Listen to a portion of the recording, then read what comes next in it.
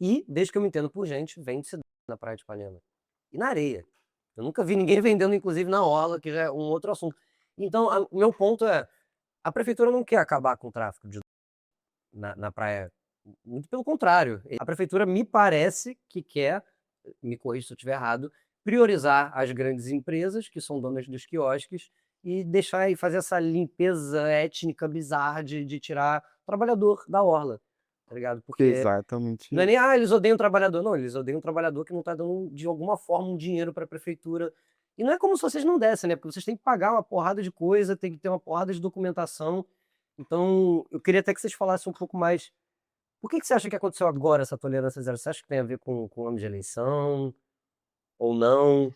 Não, eu acho que não tem a ver com a eleição não, eu acho que tem a ver com a eleição passada, né. O Eduardo Paes para ser eleito, ele muita gente, né, muito empresário